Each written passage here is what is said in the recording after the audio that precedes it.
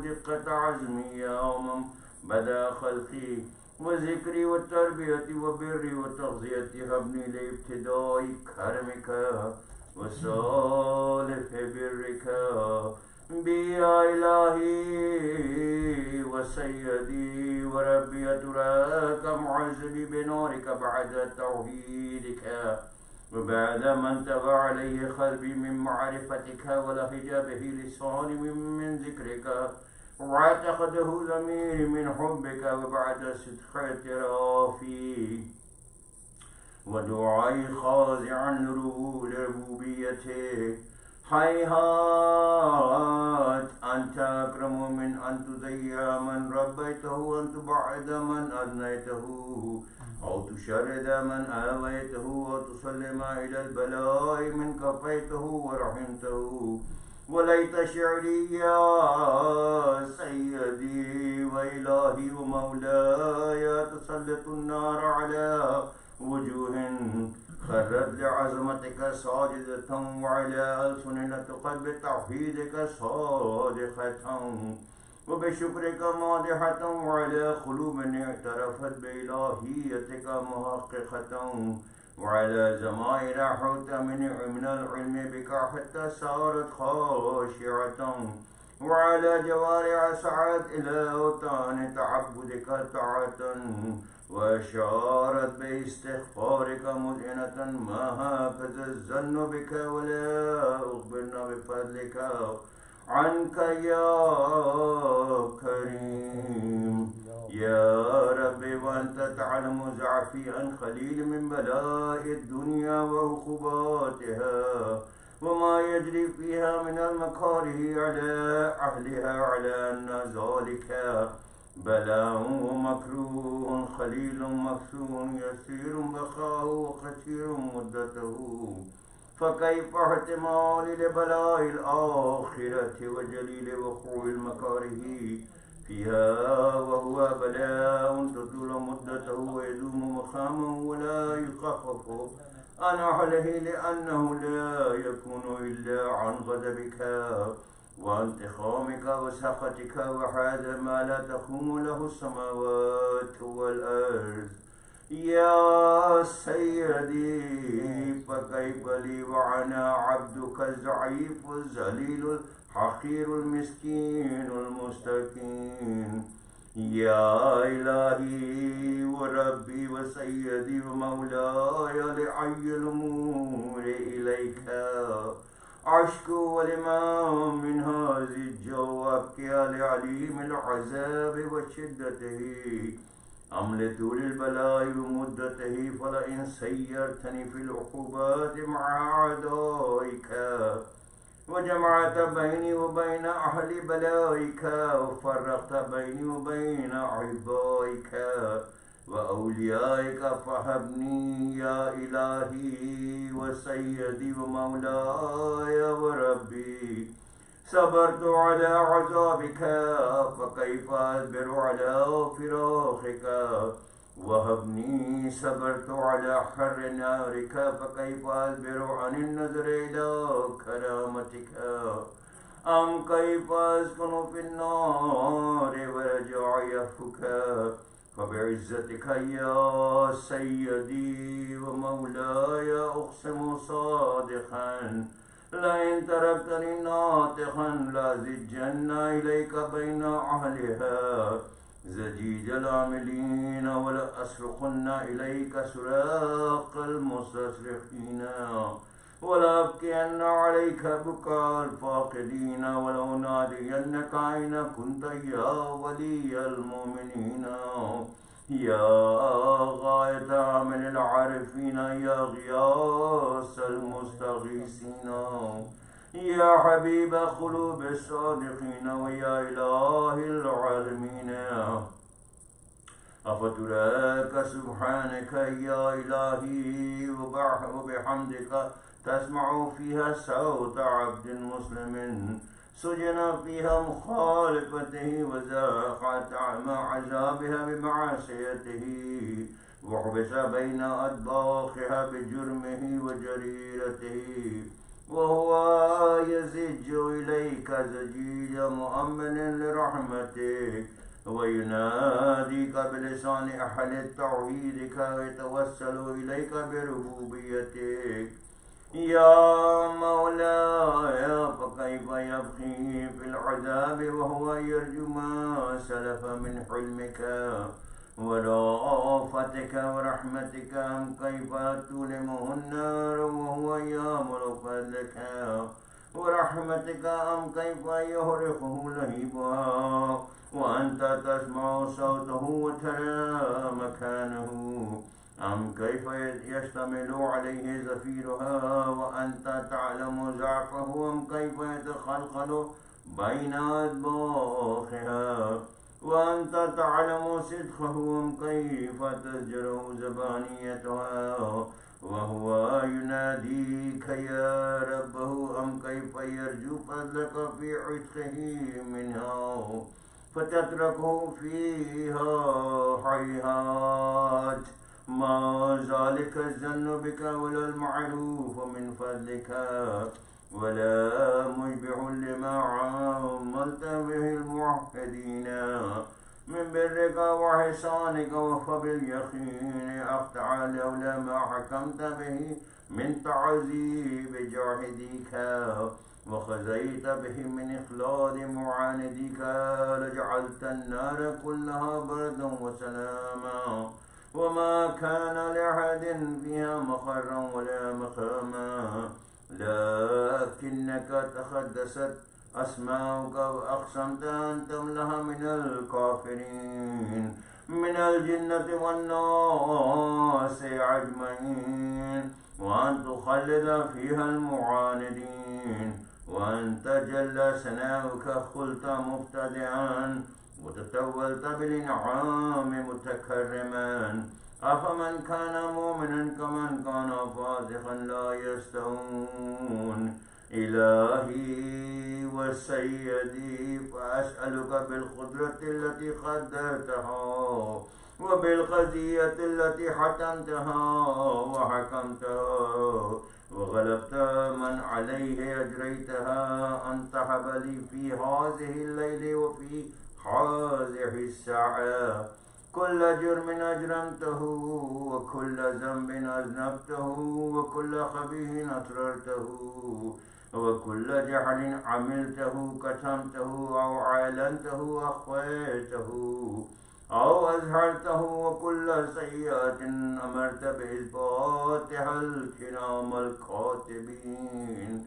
الذين وكلتهم بحفظ ما يكون مني وجعلتهم شهودا علي مع جواره وكنت أنت الرقيب علي من ورائهم والشاهد لما خفي عنهم وبرحمتك أخفيته وبفضلك سترته وأن توفر حظي من كل خير أنزلته أو إحسان فضلته أو بر نشرته أو رزق بسطته أو ذنب تغفره أو خطأ تستره يا ربي يا ربي يا رب يا ربي يا ربي يا رب يا ربي يا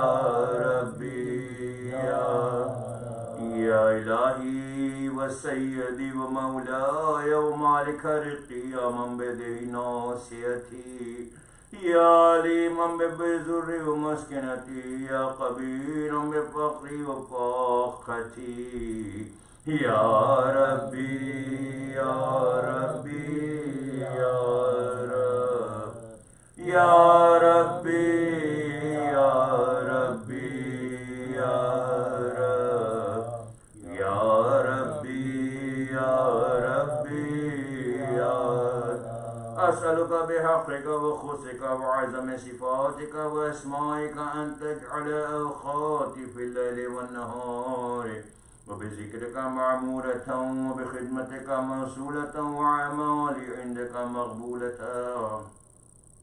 حتى تكون أعمالي وأورادي كلها وردا واحدا وحالي في خدمتك سرمدا يا سيدي يا من عليه معولي يا من إليه شكوت أحوالي يا ربي يا ربي يا رب يا ربي يا ربي يا رب يا ربي يا ربي خوي على خدمتك جواري واجدد على العزيمة جوانه وحبلي الجد في خشيتك والدوام في الاتصال بخدمتك حتى أسرح إليك في ميادين السابقين وأسرع إليك في المبادرين وأشتاق إلى قربك في المشتاقين وأدنو منك زنو المخلصين وأخافك مخافة الموقنين واجتمع في جوارك مع المؤمنين اللهم ومن أرادني بسوء فارده ومن كادني فقنه واجعلني من حسن عبيدك نصيبا عندك وأقربهم منزلة منك وخصهم زلفة لديك فإنه لا ينال ذلك إلا بفضلك وجد لي بجودك وعاطف علي بمجدك واحفظني برحمتك واجعل لساني بذكرك لهجا وقلبي بحبك مطيما ومنا عليها بحسن إجابتك وأخلني عشرتي واغفر لي ذلتي فإنك قضيت على عبادك بعبادتك أمرتهم بدعائك زمنتهم له الإجابة فإليك يا رب نسبت وجهي وإليك يا رب مددت يدي فبعزتك استجب لي دعائي وبلغني منايا ولا تخطأ من فضلك رجائي واكفني شر الجن والإنس من أعدائي يا سريع الرضا يا سريع الرضا يا سريع الرضا اغفر لمن لا يملك إلا الدعاء فإنك فعال لما تشاء يا من اسمه دواء وذكره شفاء وطاعته غنى ارحم من راس ماله الرجاء وسلاعه البكاء يا سابغ النعم يا دافع النقم يا نور المستوحشين في الظلم يا عالما لا يعلم صل على محمد وآل محمد وافعل بما انت أهله وصلى الله على رسوله والأئمة الميامين من آله وسلم تسليما كثيرا.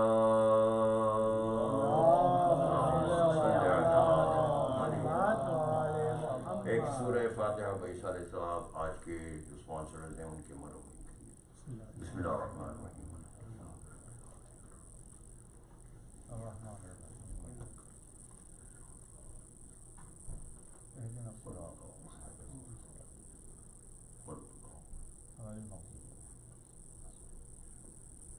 پر محمد وال محمد صلوات صلی علی محمد وال. اور میں گزارش کر رہا ہوں مجلس کے آغاز میں کہ سوز خانے کے لیے جناب امداد نقوی اور ان کے صاحبزادے افسر نقوی کے آئیں اور سوز سلام اور مرثیے کا سلسلہ شروع کریں. بسم اللہ.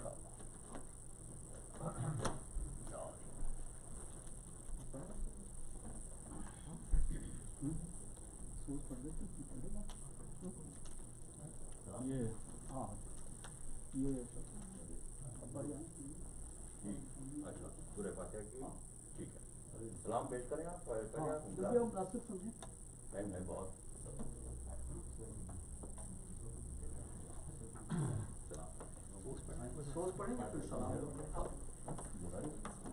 محمد وآل محمد صلوات.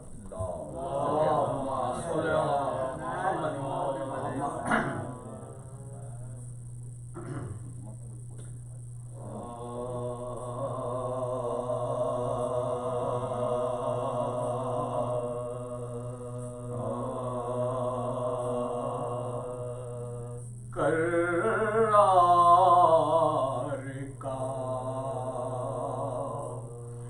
فرزند تھا، کر رہا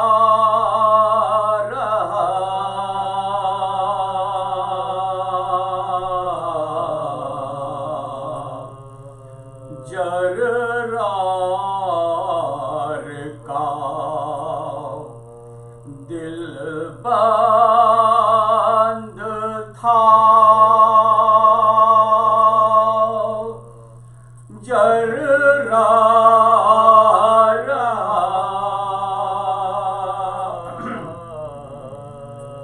گھر میں پردیس میں اور تہے خنجر بھی،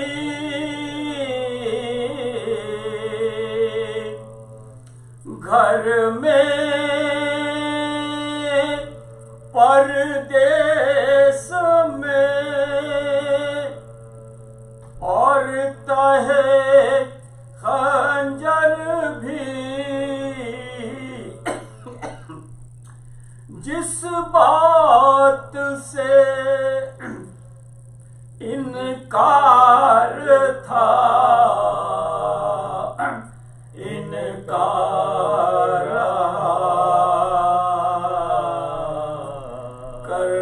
قرار کا فرزند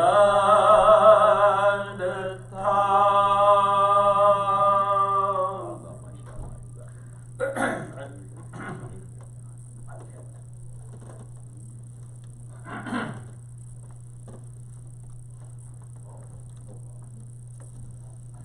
درود پڑھیں محمد والا۔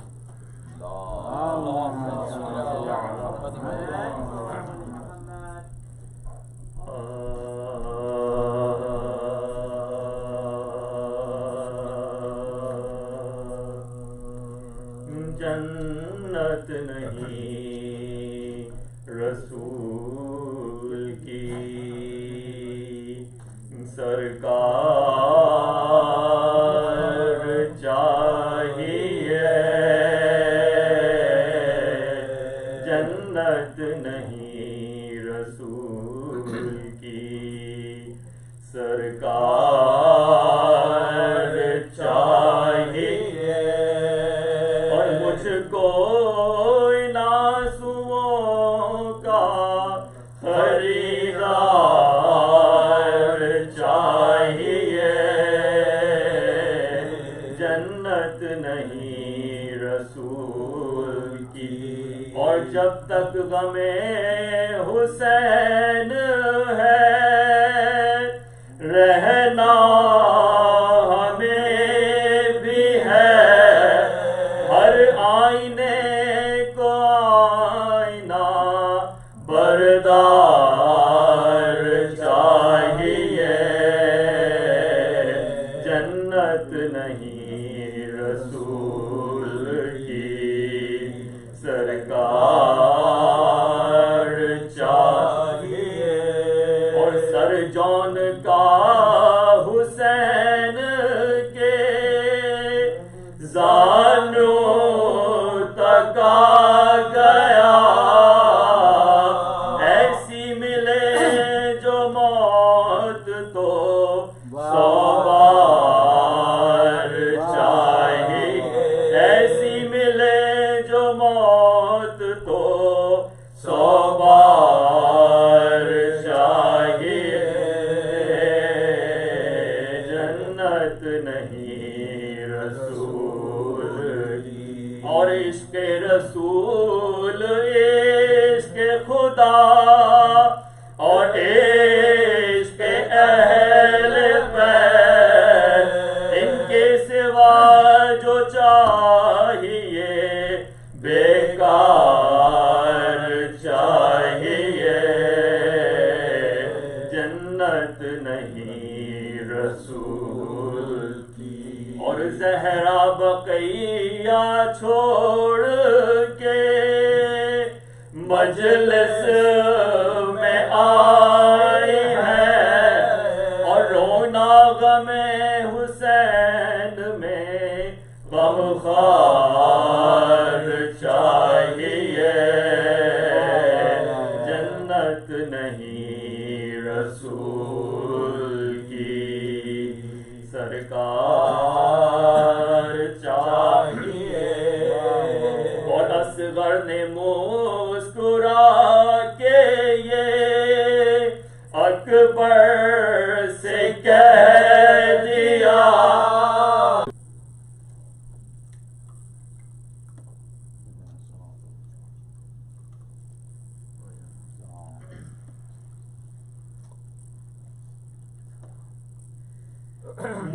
مسافران مصیبت وطن میں آتے ہیں مسافران مصیبت وطن میں آتے ہیں سفر سے آتے ہیں سوغات آہ لاتے ہیں بجائے اشک وہ آنکھوں سے خون بہاتے ہیں اٹھا کے ہاتھ مدینے کو یہ سناتے ہیں اٹھا کے ہاتھ مدینے کو یہ سناتے ہیں لٹا کے آئے ہیں زہرا کے سب گھرانے نہ کر قبول تو ہم بے کسوں کے آنے کو نہ کر قبول تو ہم بے کسوں کے آنے کو مدینہ ہم تیرے والی کو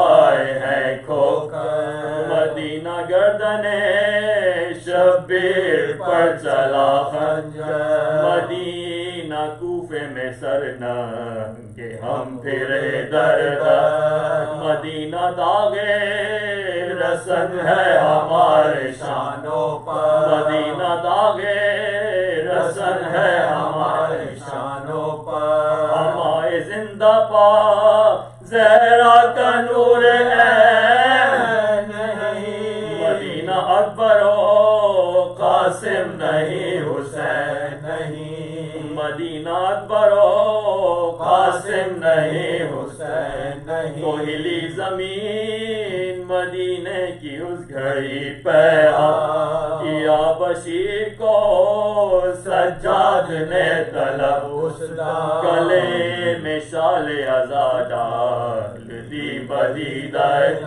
اور اس کے ہاتھ میں رو کر دیا سیاہ اور اس کے ہاتھ میں رو کر دیا سیاہ کہا کہ جان نہیں کو اپنے منہ دکھا مگر وطن میں خبر کر دے میرے آنے مگر وطن میں خبر کر دے میرے آنے تو چلا بشیر یہ دیتا ہوا خبر ہر جا مگر محلے ہاشم میں دیکھتا ہے کیا کہ ایک مریضہ سرے راہ ہے کھڑی تنہا جو نام پوچھا تو رو رو کے بولی وہ سغرا جو نام پوچھا تو رو رو کے بولی وہ سغرا بشیر کہنے لگا تو کیوں شور و شین ہے کہا یہ حال میرا فرقت حسین ہے کہا یہ حال میرا فرقت حسین ہے بشیر سمجھا یہ بنت حسین ہے سغرا خاموش رہ گیا سغرا کے منہ پہ کچھ نہ کہا پکاری فاطمہ گردن میں دیکھ شال عزا بھائی لایا ہے کس کی سنانی مجھ کو بتا بھائی لایا ہے کس کی سنانی مجھ کو سنا وہ بولا قاصد بیمار کربلا ہوں میں سنانی قبر پیغمبر پہ لے چلا ہوں میں سنانی قبر پیغمبر پہ لے چلا ہوں میں وہ بولی رو رو کے بھائی یہ کیا سناتا ہے؟ وہ کون ہے جسے بیمار تو بتاتا ہے؟ سنانی کس کی ہے مجھ کو یہ ہول آتا ہے کہ مصطفیٰ کی لحد پر تو کہنے جاتا ہے کہ مصطفیٰ کی لحد سے تو کہنے جاتا ہے امامہ پھینک کے اس نے کہا دہائی تیرے حسین کی صغرا سنانے آئی ہے تیرے حسین کی صغرا سنانے آئی ہے زمین پہ ہائے پدر کہہ کے گر پڑی صغرا خبر یہ پھیلی تو ماتم ہر ایک گھر میں ہوا تمام عورتیں نکلی گھروں سے کرتی پکار نبی کی قبر پہ جا کر بشیر نے یہ کہا نبی کی قبر پہ جا کر بشیر نے یہ کہا اور سفر سے لٹ کے ادھر بھوکے پیاسے آئے اٹھو رسول تمہارے نواسیاں آئے اٹھو رسول تمہارے نواسیاں آئے مسافران مصیبت وطن میں آتے ہیں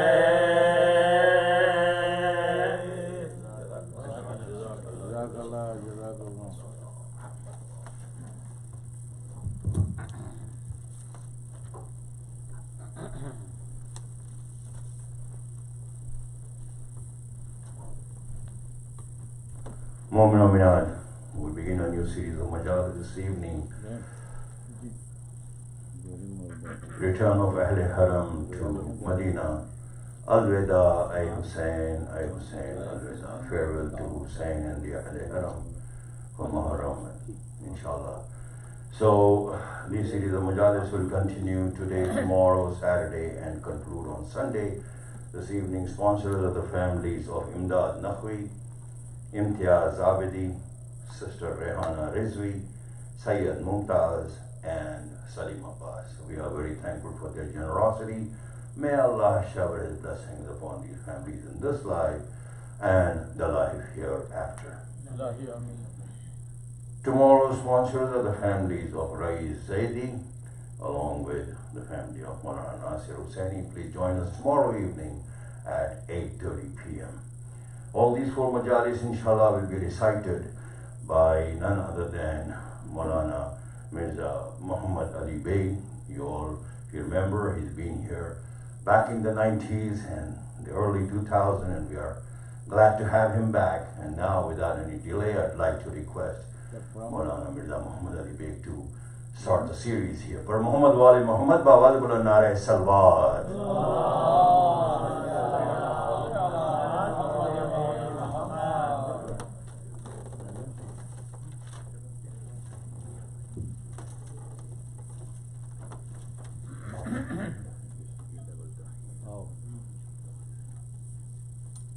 Salawat Muhammad wa ali Muhammad salawat. Allahumma salli ala Muhammad wa ali Muhammad.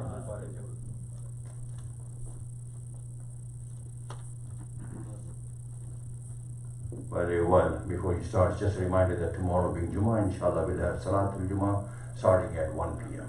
For Muhammad wa ali Muhammad salawat. Allahumma salli ala Muhammad. Please pay attention to these names as I recite them. Request for Surah Fatiha for all of them. Sayyid Qazi Mumtaz Hussain, Qazi Sayyid Muhammad, Amatul Fatima, Khanis Fatima, Talat Sayyida, Sayyid Ali Asghar, Hur Jahan Begum, Sayyid Abrar Hussain Naqvi, Sayyida Hanis Fatima Rizvi, Sayyid Ashfaq Hussain Naqvi, Sayyida Nisar Fatima, Sayyid Naqi Mehdi Rizvi, Sayyid Anwar al-Hussain Naqvi, Anwar al-Hassan Naqvi, Sayyida Talat Fatima, Sayyid Bashir Hussain Abidi, Sayyid Tathir Hussain Abidi, Sayyid Shahinshah Haidar Abidi, Sayyid Akhlaq Haidar Abidi, Safiya Begum, Adar Jahan Begum, Hassan Atta Rizvi, Muhammad Atta Rizvi, Umme Salman, Surah Fatiha for all of them and all Marhameen.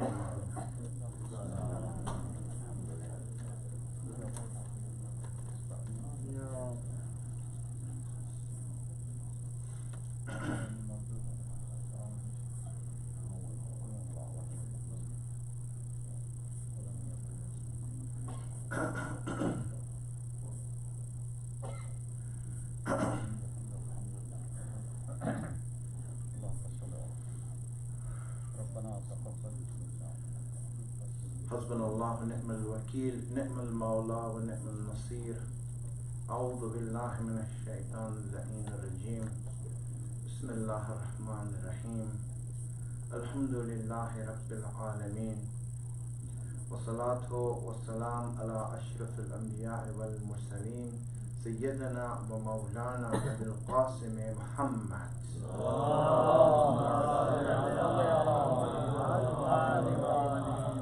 وعلى آله الطيبين الطاهرين المعصومين سيما بقية الله الأعظم روحي وأرواح العالمين له الفداء. Sometimes some things become more important than comfort because of additional factors. For example, it could be bad or good. Like, for example, if someone becomes addicted to drugs and harms himself, he will go out of his comfort zone, but he doesn't care because of his addiction. Or, for example, it could be good also, like faith.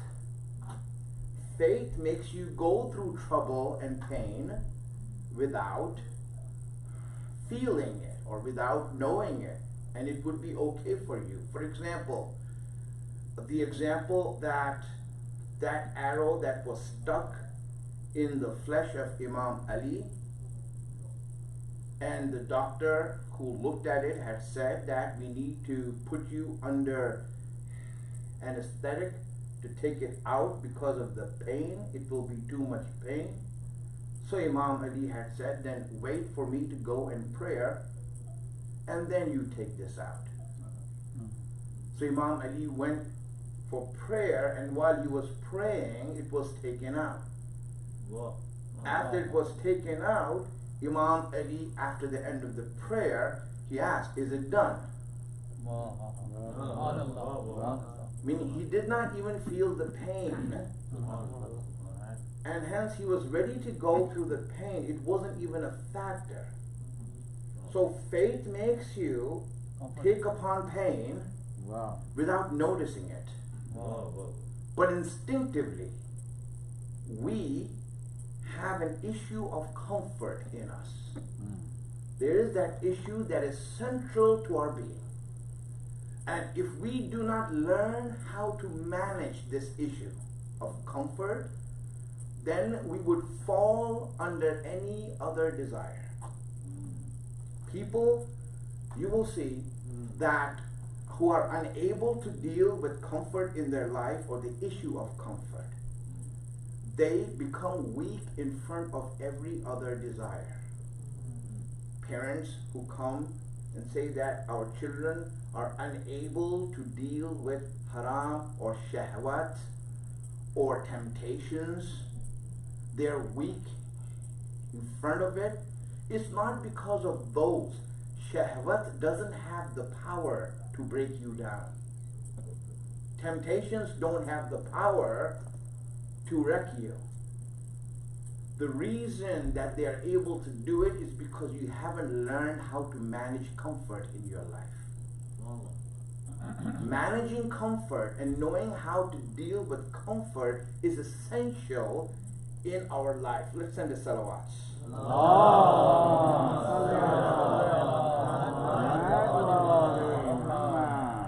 A person who's able to deal with comfort, meaning that when pain happens, when discomfort happens, he's able to deal with it in a logical manner, in a rational manner, is able to deal with other issues of life like temptations and shahwat and desires and all other things that come in his life. Pain that comes because we are unable to deal with comfort, it's the first thing that destroys us is the fear of pain, the fear of stress. We don't need to go that far as to face temptations.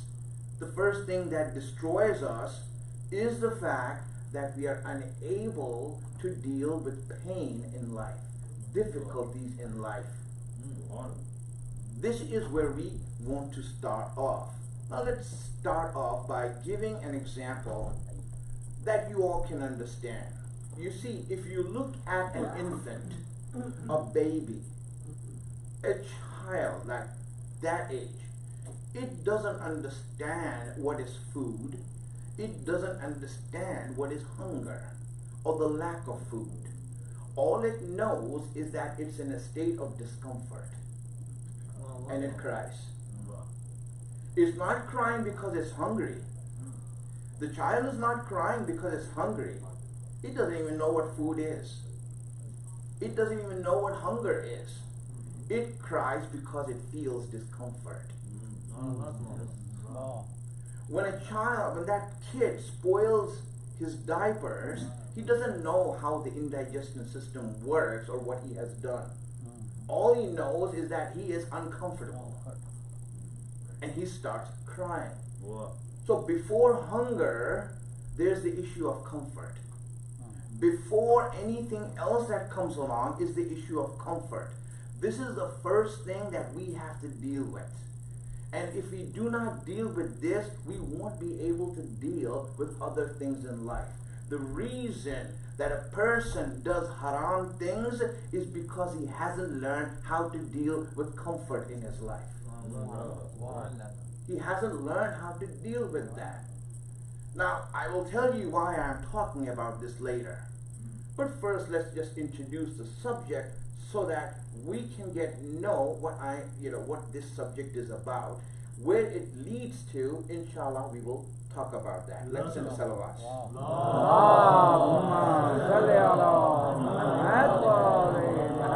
Now, the reason that this subject is relevant for us, it's relevant in an absolute sense, but reason it's relevant for us is because we live in a time and a society that encourages us to find comfort in an excessive manner. When you look at the society we live in, and when you look at the parents, which is us, who are raising our children, we have raised them in a way that we have given them all the weapons they need to make the issue of comfort or the desire of comfort run rampant in their lives. Completely rampant. Now they are spoiled to such a way that they're unable to deal with any sort of pain or trouble or difficulty or stress. In fact, they're so much afraid of it, they're willing to give whatever they can to find a comfort zone. It is so bad that we have a hadith from Rasulullah sallallahu alayhi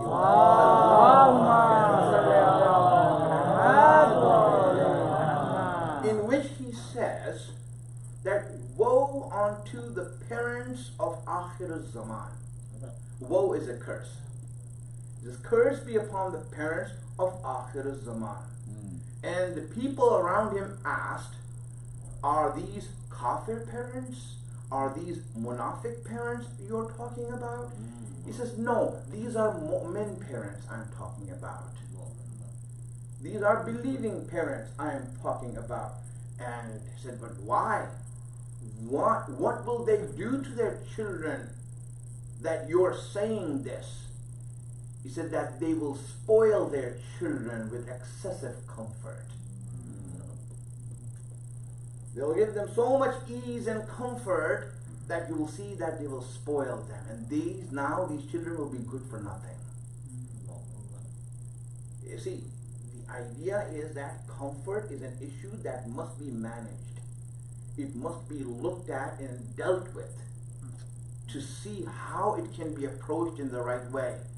We, in the society we live in, because this society, it doesn't want to deal with pain, it doesn't want to deal with stress, it just wants you to hide from it, to escape from it. That's why it says, don't worry about it, take it easy.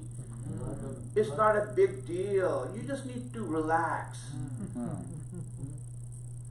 That's not going to help the problem. That's not going to help me deal with the problem. It's like you're trying to give Tylenol to a cancer patient. It doesn't work like that. So why? See, so what happens is that we need to actually find solutions for these problems and know how to deal with them so we can find comfort in our lives in the correct manner. In the right manner. That's what we want to do. That's what Islam wants us to do. But we have now are living in a society where we have excessively made this issue of comfort run rampant, and now it's out of control. Because it's out of control, not just for kids, for us also. We came here and we became affluent. Nothing wrong with that. Right? We are affluent, we have money, we are wealth-wise, we are doing well, but it does come with its problems. And one of those problems is that affluence, the first thing you lose is the ability to deal with comfort correctly. And then we start becoming spoiled. And because we're spoiled, we're raising our children in a spoiled manner. And one of the reasons, this is the reason why, because we haven't dealt with it, we emphasize on knowledge instead of training.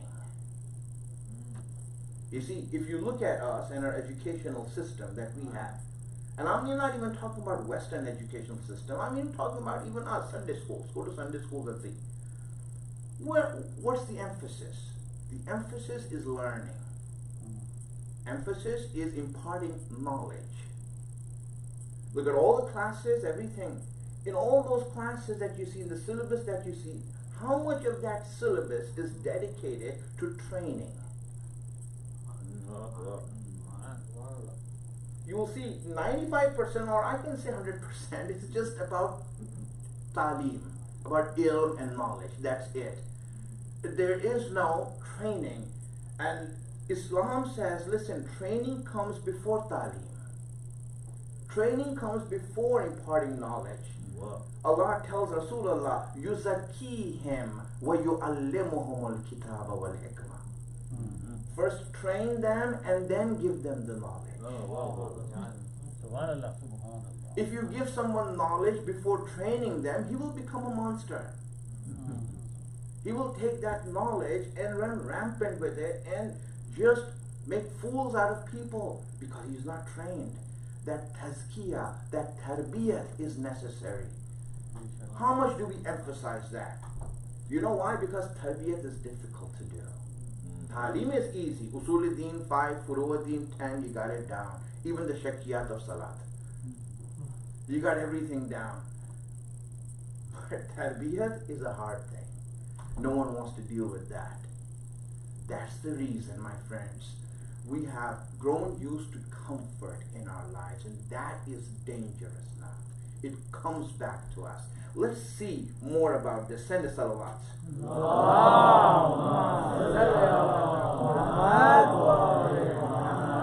Now, again, I'm just giving the introduction to this subject, and we want to know how to deal with pain in our life. Really, you know, how to deal with it. But at first, the introduction to the subject, so you understand the weight of the subject. Comfort is such an issue in life that if you look at the lives of religious people, people who are mu'min and practicing, you will see that their deen and the practice of their Islam is based on not finding comfort, not being able to deal with troubles and problems. That's why you see that their deen has become such that they themselves are in a miserable state. When a person's deen has deen, for example, mashallah, all of us, we come and attend majalis, we do all of these good things, and alhamdulillah, we are learning, and you know that this is a blessing of these majalis and the azadari of Imam Hussain, that there is so much learning in us, and that opportunity of learning is there, that we need to be thankful to Allah.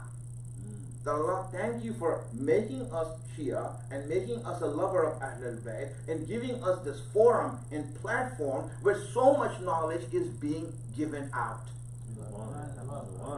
So it is a blessing to do that. But if a person hasn't dealt with comfort in his life, then this deen that he practices, this Islam that he has, will end up not serving Allah, but serving his own desire of comfort. That's what it will serve. Because you haven't learned to deal with stress and problems in your life in the correct manner, now deen that you have, eventually there will come a time when that deen is going to serve you, not Allah, not the Imam.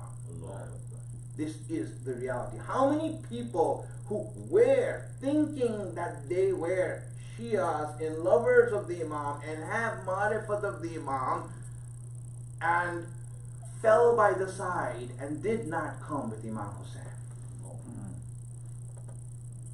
Did not come because, you see, the fear of pain, the fear of stress, the fear of problems and difficulties, they weren't able to deal with that. And that's why they fell by the side. And they fell by the side. I mean, they knew who the Imam is, and they did want to take part in his movement. But, you know, they had their own conditions. Like this one person for whom Imam Hussain himself went to him.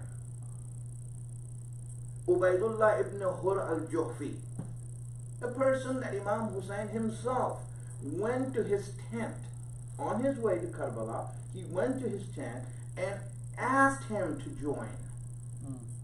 I mean, very rarely did Imam Hussain went to someone. You see that Zuhair, he did not even go to Zuhair. He asked Zuhair to come to him. Right? He asked Zuhair to come to his tent. But this person, Imam Hussain himself went there. And then he spoke to him. He says, listen, I'm inviting you to join me.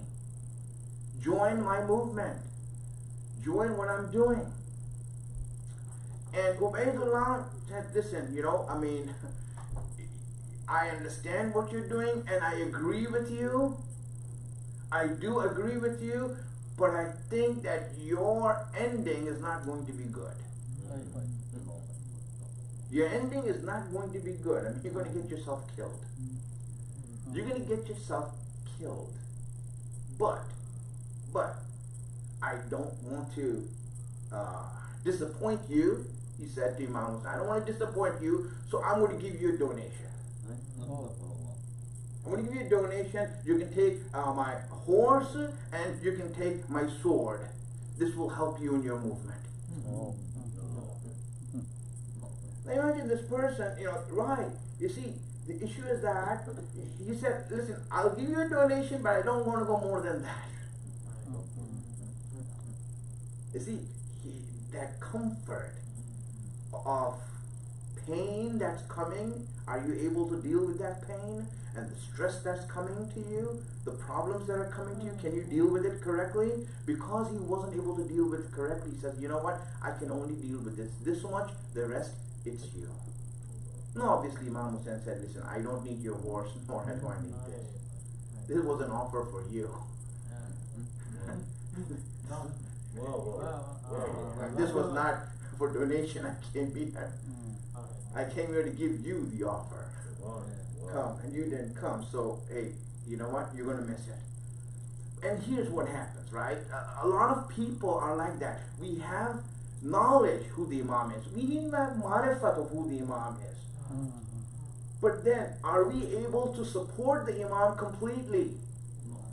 That will depend on if we are able to deal with comfort in our life. The desire of comfort, can we deal with it correctly? Now the reason I raise this subject now in this month is because one of the things, because a person really, if you look at it, if you cannot deal with comfort, and if children that you're raising cannot deal with comfort in their life, they will be a student, but they will never become a scholar. They will be a follower and a Shia, but they will never reach Karbala and be with Imam Hussein. They can't. It's not possible.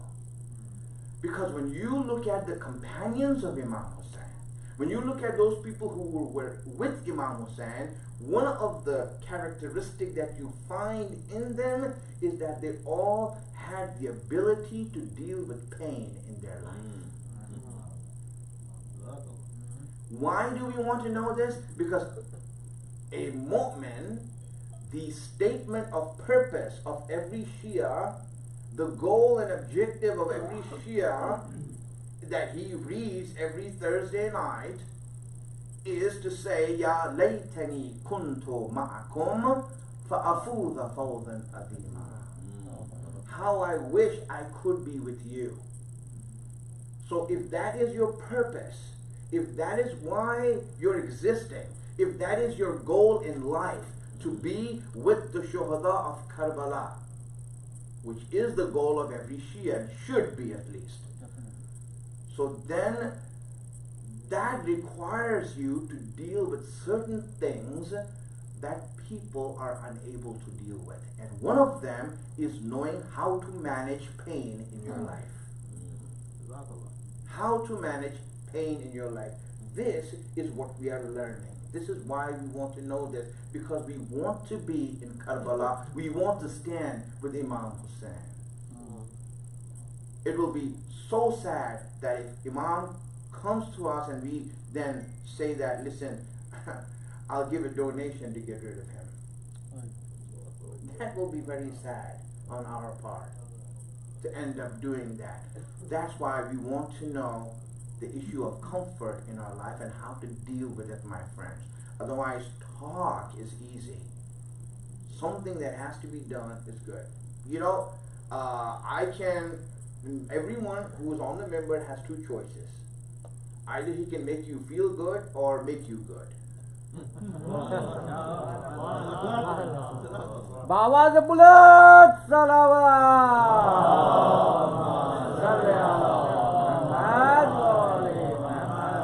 If you want to feel good, tell me the next 4 days I can make you feel good.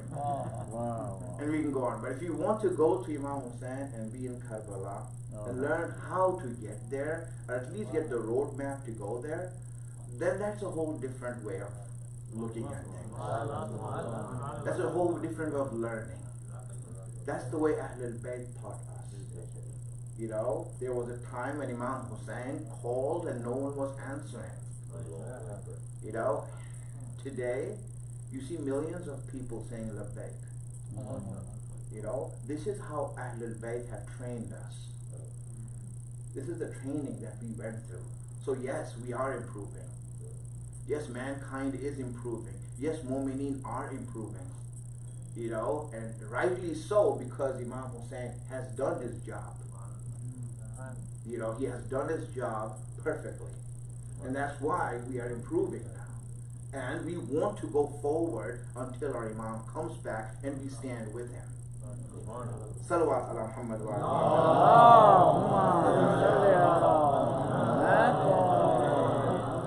La ilaha illallah. So, training is very important. Now, let me just give an example, you know, so you understand this, right? If you look at Allah's structure and how Allah has structured this world, it is amazing. It's beautiful. The way He has structured everything. And sometimes you need to wonder regarding these things. And it really helps you understand so many things. For example, what age does a girl become baligh? 9 years old. What age does a boy become baligh? 15. Maybe sometimes earlier. But 15, let's say. Not important. Now, at that age, someone who's 9 to 15, you know that, you all have kids, you know. Tell me, how mature are they? How much is their intellectual maturity to deal? I mean, are you able to give them, for example, something lethal in their hands, like poison or a weapon? No. You won't, right? You'll be like, okay, you know what? Keep this away from children. Why do you say that? Because they don't have the intellectual maturity or the wisdom to deal with such power. Wow. Allah, you're making them baligh at 9 and 15, and you're giving them this amazing weapon in their hand. This truly potent poison in their hand, without them having the maturity. And we as parents now have to deal with those kids who have the hormones to do adult things, but lack the wisdom to know how to deal with them. So Allah, if we all parents can petition advice, if we all can put in a petition and say that, why don't you make this age of bulugh delayed by 10 years? Where girls become baligh at 19 and boys can become baligh at 25.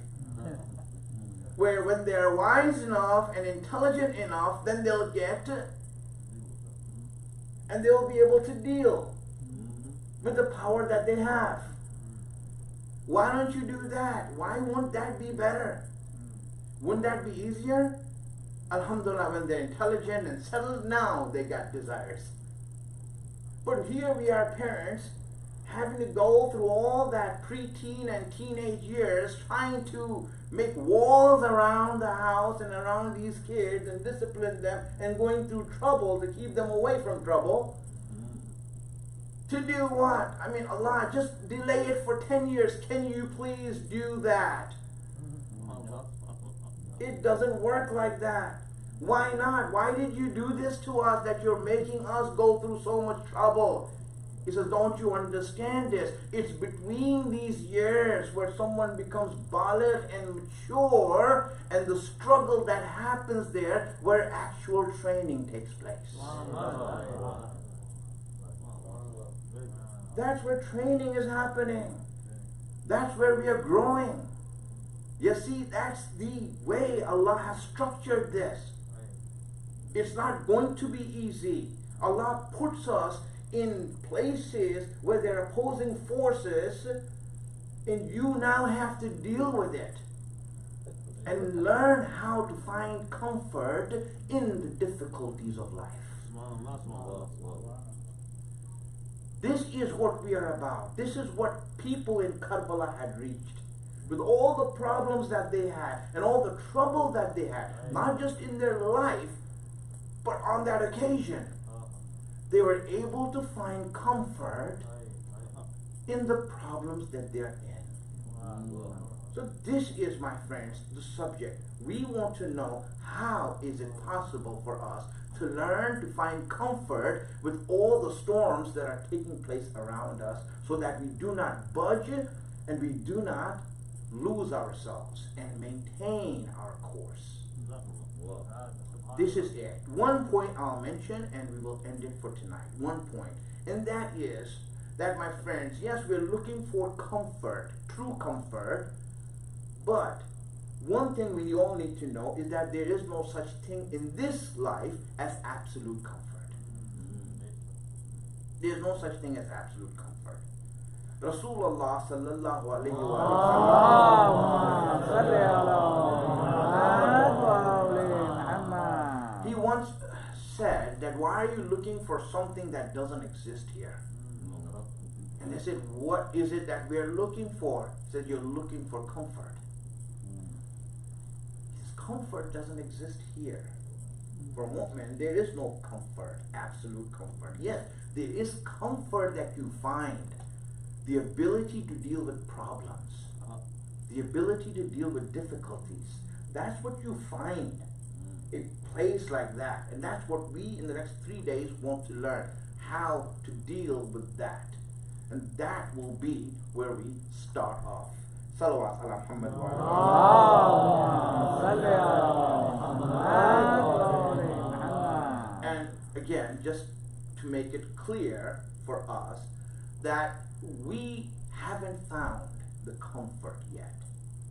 We haven't found that comfort yet, you know. And the reason I say this is because if we did find comfort, then all the people around us would be coming towards Islam. See, they would be coming towards Islam. The reason they're not coming towards Islam is because they do not see comfort and peace in believers. My friends, when a believer, you know, when he finds this comfort, you will see that people are attracted to it like a magnet. That's what they saw in Anbiya. When they looked at Anbiya, they saw that peace and comfort. And this is something attractive to human beings. They look at that peace and that nur, as we say, they say, wow. That's why they're attracted to the Imam. That's why the whole world is crawling towards Karbala. Because of this reason, there's peace.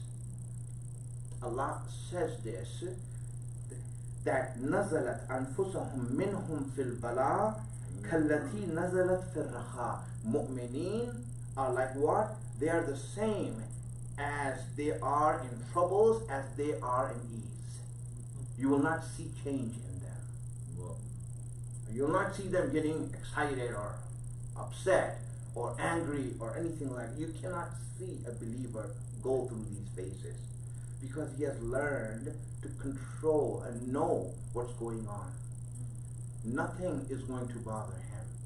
Even the companions with Imam Hussein, you see them, each one of them were so strong in knowing the situation. They were not emotional. They were very much at peace. When Imam Hussein told them that go and pray, this is the night of prayer, they all went and prayed. They all went and did ibadat. You see, how can you find time to do ibadat? Really, on the night of Hijrat, there was one Imam Ali who was sleeping in the bed under the swords. But in Karbala, there were 72 of them who were doing the same thing Imam Ali was doing, right? Without any fear and any worry. This is that's what a believer is, and that's what we want to reach, and that's what the Imam is expecting of us, my friends. La ilaha illallah, la ilaha. Let me make a dua, inshallah, and that's it for tonight, you know. Why do we want this pain? Why do we want this comfort? Why do we want to deal with pain in life? You know, one reason I will give you, and you know this already, but maybe you might not have linked that, what you say and heard, to what I'm saying right now. So let me make this dua and you will understand this, that Allah, this month of Muharram and Safar has passed. Allah, we ask you that alleviate from us, remove from us every grief, in every problem, in every difficulty, and give us peace, so that this peace and comfort that we have, we can use this peace to mourn and do azadari for Hussein. Isn't this what we say? Allah, koi gham na de siwaye gham Hussein. This is what it means. What do you want peace for? So that I can use this peace now to peacefully cry for Hussein. That I can have this comfort so that I can comfortably just give myself up for Hussein. This is what I want it for. Why do we want this? Because this. You know, everyone had brought their children to Karbala. Everyone had their children. Zainab had her children with her. Others, had their children with them. You know, the only one who did not bring his children to Karbala was Hazrat Abbas. Hazrat Abbas was the only one who did not bring his children to Karbala. Maybe you can appreciate this. You know why? Because he didn't want Imam Hussein to be worried about them.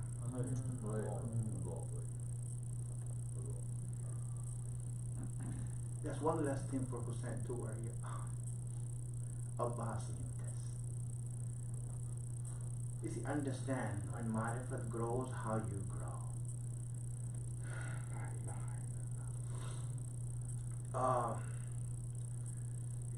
Imam Ali alayhi salam says that when Rasulullah was on his deathbed, ihtizar, this hadith is from Imam Ali. He says that Rasulullah asked Imam Ali to come close to him. Imam Ali says, I went close to him and said, ask my family to go away. This is not that incident where he told his companions to go. That's not. At the end, when he was on his deathbed, there were only his family there. Relatives, family, close people. He told Imam Ali, I want everyone to go away. Ali, I want my family to go away. I just want you, Fatima, Hassan, and Hussein to stay behind. Just these.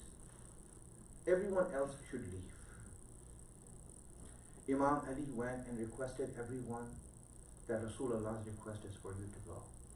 So all the relatives and dear ones to the Prophet, they all left the room. Until the only one remaining there, Imam Ali says, was just my family. Me, my wife, and my kids. We were the only ones there. And when we were the only ones there, then Rasulullah told me that, Ali, bring my Hussein to me. Bring Hussein to me and put him on my chest.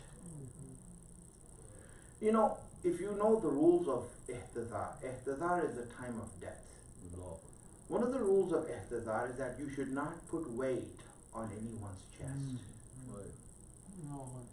If there is weight, you should remove it. If there are buttons, you should open it so that he can find relief. He can find comfort. You don't put weight there. You know, you don't sit on someone who's dying. I haven't gone to Karbala yet.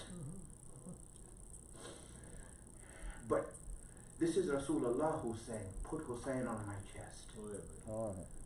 Put Hussein on my chest. So Imam Ali said, we took Imam Hussein, who was just a child, and put him on the chest of Rasulullah. When he was on the chest of Rasulullah, then Rasulullah, Imam Ali says, raised his arms in the sky like this and embraced Hussein completely. He embraced Hussein. And then he kissed his forehead. And then he came downwards and kissed his mouth. He came downwards and kissed his neck. And he came downwards and kissed his chest. And then he started to cry. And he let out a shout. And then he shouted out, in that sense, Imam Ali says, he shouted out, Yazid, what have I done to you? What have I done to you? It is at this point that Rasulullah passed away. Zainab was there. She was witnessing Imam Hussein there.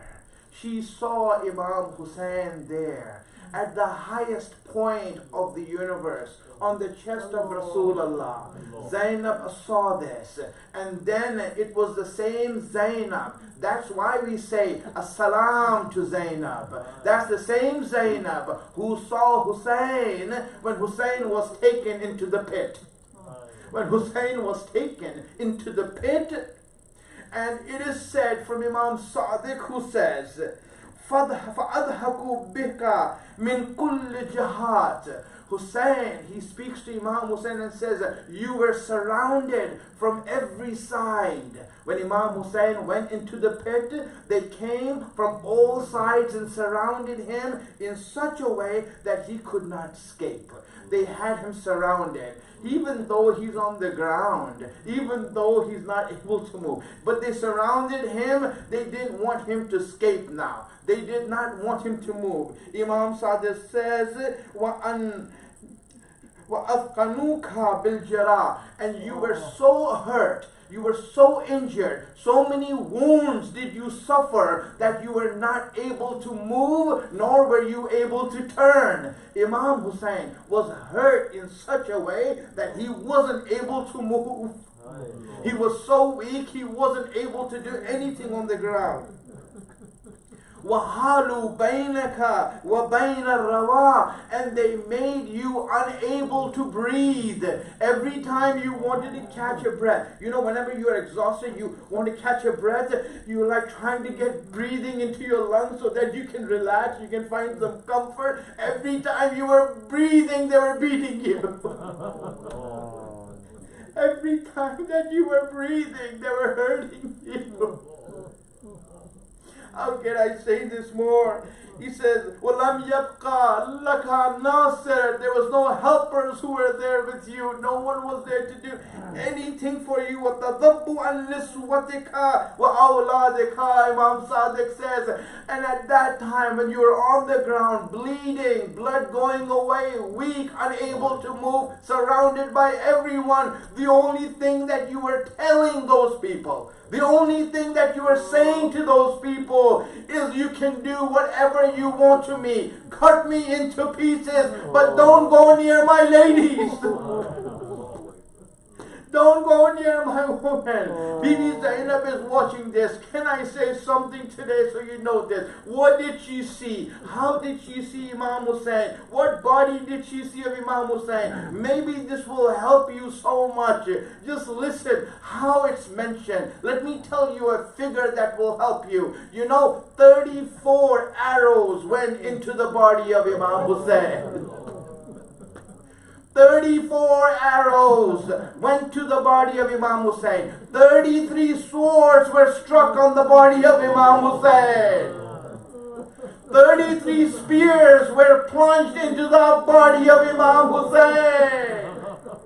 Now do you understand what I'm saying, where this figure comes from? Hussein's body became the tashrih of Tasbih Fatima.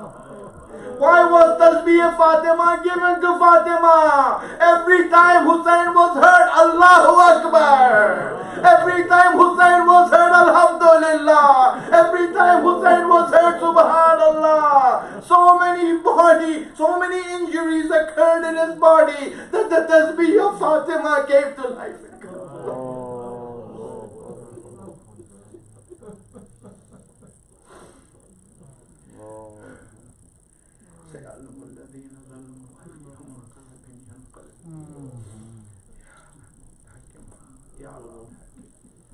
Ya Fatir as-samawat bihaqq Fatima, ya Muhsin bihaqq ya Qadim al-Hasan. Lord, give us the tawfiq to be on the right path. Give us the wisdom to understand your guidance. Hasten the reappearance of your Lord. Make us his helper when he comes. Wa akhir ad-da'wana alhamdulillahi rabbil alamin. Mata Hussein.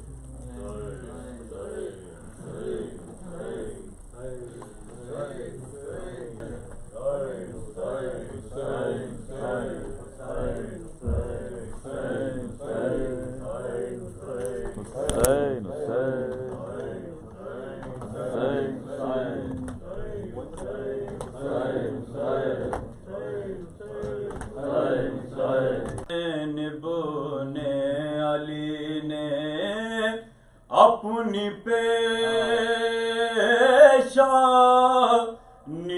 जहाँ रख दी हुसैनियत ने बुनियाद बहारे बेखिज़ा रख दी। क़यामत तक सदा गूंजेगी اکبر کی قیامت تک صدا گونجے گی اللہ اکبر کی برستے تیروں میں سرور نے بوئیاں دے اذاں رکھ دی حسینیت نے بنیاد بہار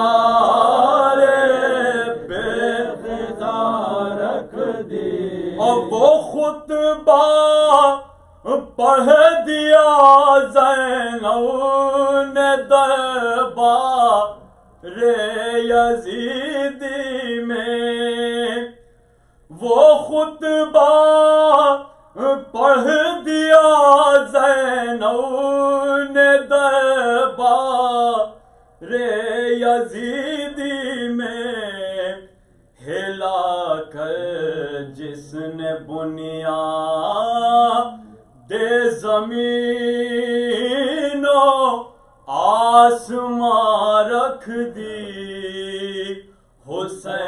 حسینیت نے بنیاد بہار بے خزاں رکھ دی حسینیت نے بنیاد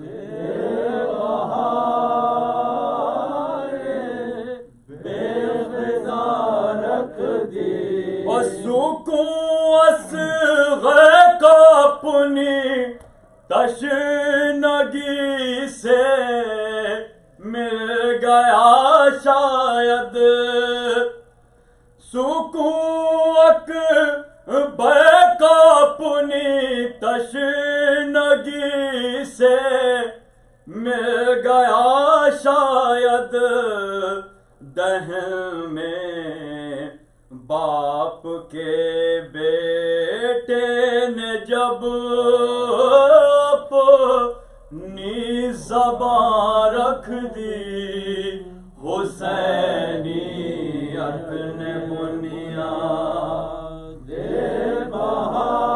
بہار بے خزاں رکھ دی حسینیت نے بنیاد بہار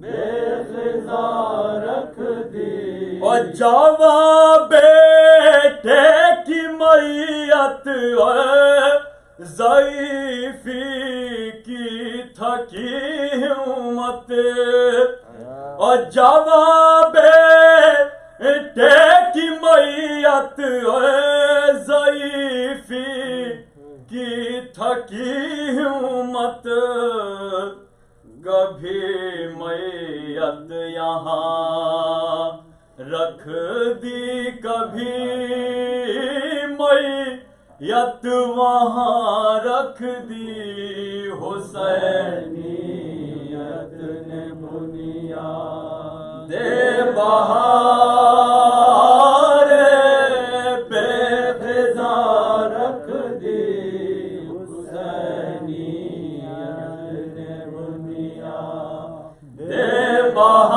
بہار بے فضاں رکھ دی علی اصغر کا انداز سوال آپ تو دیکھو علی اصغر کا انداز سوال آپ تو دیکھو نہ جانے کتنے تیر اندازوں نے اپنی کماں رکھ دی حسینیت نے بنیاد بہار بے فضاں رکھ دی حسینیت نے بنیاد بہار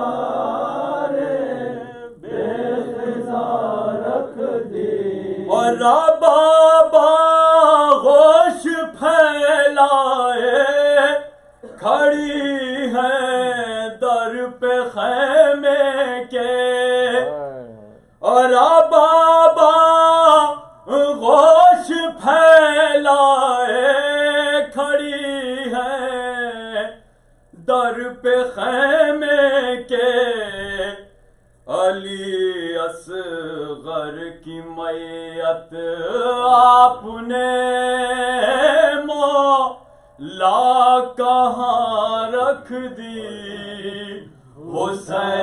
حسینیت نے بنیاد بہار بے خزاں رکھ دی حسینیت نے بنیاد بہار بے خزاں رکھ دی اور چھینی تھی چادر جب زینب و کلثوم کے سر سے اور چھینی تھی چادر جب زینب و کلثوم کے سر سے ہزار اسلام نے اس وقت پہ غیرت کہاں رکھ دی حسینیت نے بنیاد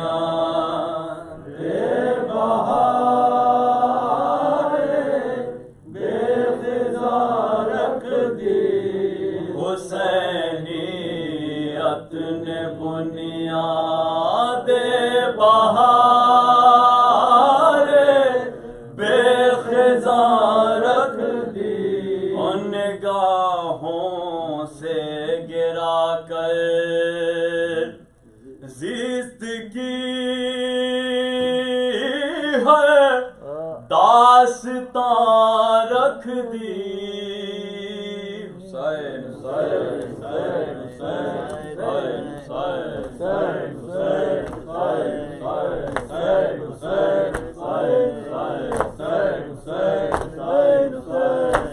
حسین کربلا والو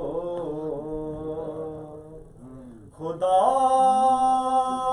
حافظ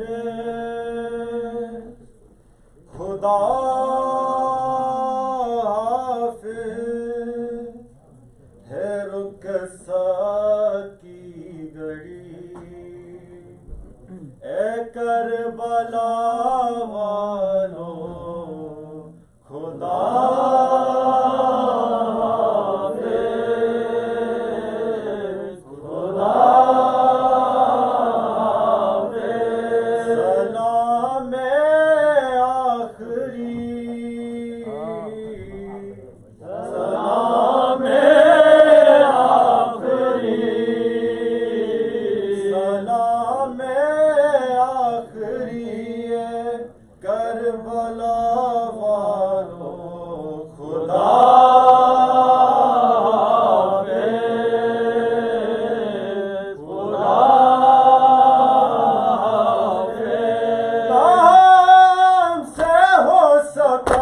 کچھ بھی ادا حق میں زبانی کا نام سے ہو سکا کچھ بھی ادا حق میں زبانی کا یہ شرمندگی ہے یہ شرمندگی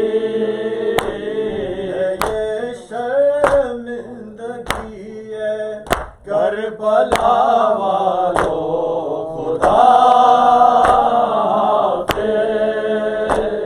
خدا حافظ تمہارے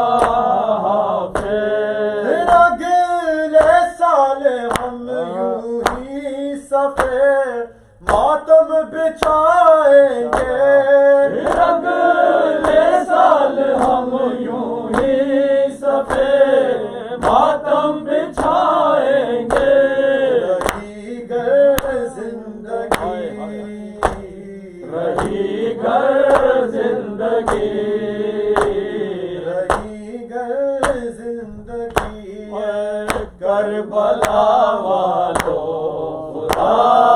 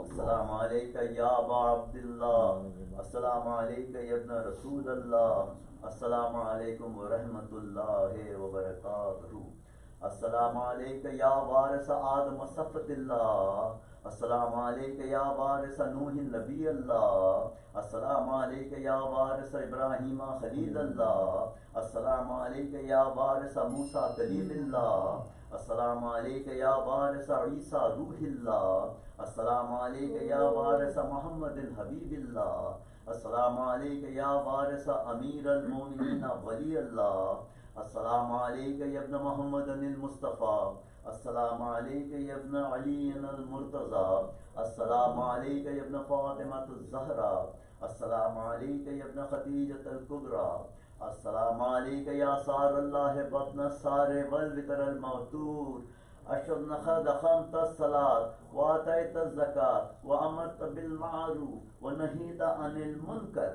وطاعت الله رسوله حتى أتاك اليقين فلعن الله أمة قتلتك ولعن الله أمة ظلمتك ولعن الله أمة سمعت بذلك فرضيتي يا مولاي يا أبا عبد الله أشهد أنك كنت نورا في الأصلاب الشامخة والأرحام المطهرة ولم تنجسك الجاهلية بأنجاسها ولم تلبسك من ملهمات ثيابها وأشهد أنك من دعائم الدين وأركان المؤمنين وأشهد أنك الإمام البر التقي الرزي الزكي الهادي المهدي وأشهد الأئمة من أولئك كلمة التقوى وعلام الهدى والعروة الوثقى والحجة على أهل الدنيا وأشهد الله وملائكته وأنبياءه ورسله انی بکم مومن و بیا بکم موقن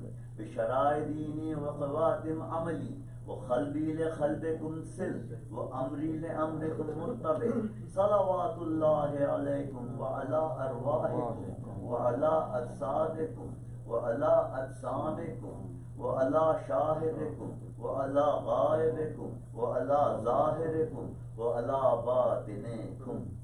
جناب علی بن حسین پڑھتے ہیں قربت اللہ. السلام علیکہ یا ابن رسول اللہ، السلام علیکہ یا ابن نبی اللہ، السلام علیکہ یا ابن امیر المومنین، السلام علیکہ یا ابن الحسین الشہید، السلام علیکہ ایہا الشہید وابن الشہید، السلام علیکہ ایہا المظلوم وابن المظلوم. لعن اللہ امتاً قتلتکا ولعن اللہ امتاً ظلمتکا ولعن اللہ امتاً سمعت بذالکا فرضی. زیارت شہداء کربلا پڑھتے ہیں قربت اللہ. السلام علیکم یا اولیاء اللہ واحباہ، السلام علیکم یا اصفیاء اللہ واوداہ، السلام علیکم یا انصار دین اللہ، السلام علیکم یا انصار رسول اللہ، السلام علیکم یا انصار امیر المومنین، السلام علیکم یا انصار فاطمۃ الزہراء سیدۃ نساء العالمین، السلام علیکم یا انصار ابی محمد حسن ابن علی ولی ذکی ناصر الامین، السلام علیکم یا انصار ابی عبداللہ بأبی انتم و امی طبتم و طابت الارض التي فيها دفنتم و فزتم فوزا عظیما فیا لیتنی کنت معکم فافوز معکم. السلام علیکہ یا ابا الفضل العباس ابن امیر المومنین وقاسم ابن الحسن ومسلم ابن عقیل وہانی ابن عروہ وحبیب ابن مظاہر والحر الشہید ریاحی. السلام علیکم جمیعا شہداء کربلا و اسیران کربلا ورحمۃ اللہ وبرکاتہ. السلام علیکہ یا غریب الغرباء، السلام علیکہ یا معین الضعفاء والفقراء، السلام علیکہ یا مغیث الشیعۃ والزوار فی یوم الجزاء، السلطان یا ابو الحسن یا علی ابن موسیٰ الرضا، روحی و جسمی لک الفداء ورحمۃ اللہ وبرکاتہ. السلام علیکہ یا مولا یا صاحب العصر والزمان، الامان الامان الامان. السلام علیکہ یا خلیفۃ الرحمن، السلام علیکہ یا شریک القرآن، السلام علیکہ یا مظہر الایمان، السلام علیکہ یا امام الانس والجان. عجل اللہ تعالی فرجک وسہل اللہ تعالی مخرجک وظہورک وجعلنا من اعوانک و انصارک ورحمۃ اللہ وبرکاتہ. صلوات